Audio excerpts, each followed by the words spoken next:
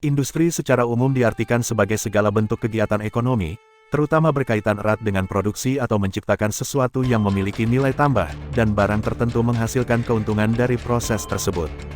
Menurut Undang-Undang Nomor 5 Tahun 1984 tentang Perindustrian, industri diartikan sebagai kegiatan ekonomi yang mengolah bahan baku, mentah, setengah jadi atau bisa barang jadi diubah menjadi sesuatu yang memiliki nilai yang tinggi, sehingga mendapatkan keuntungan.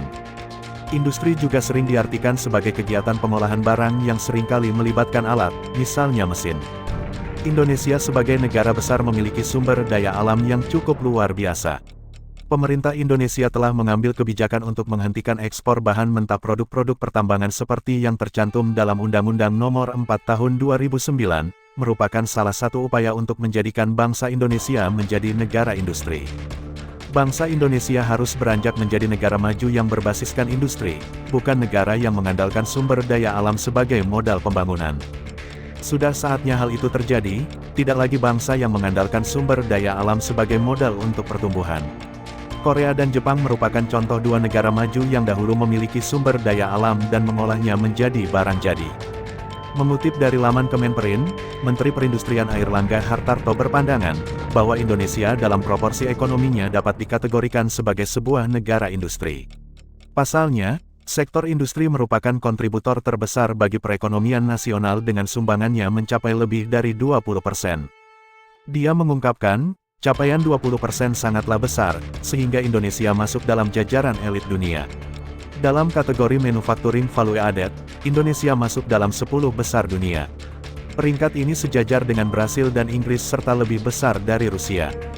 Sementara itu, berdasarkan jumlah persentase tersebut, Indonesia masuk dalam jajaran 5 besar negara-negara dunia yang kontribusi industrinya cukup tinggi.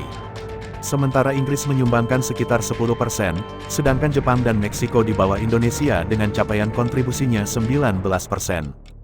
Menurut Airlangga, dunia saat ini sudah memandang bahwa manufaktur adalah sektor yang vital bagi perekonomian.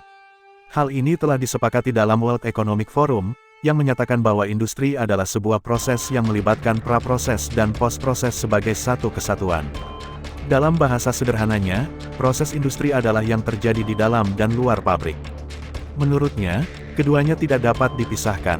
Maka dengan paradigma baru ini kontribusi industri Indonesia dapat mencapai lebih dari 30%. Tentu ini semakin menegaskan pentingnya industri bagi perekonomian nasional. Menperin menambahkan, potensi industri juga diandalkan oleh negara-negara lain.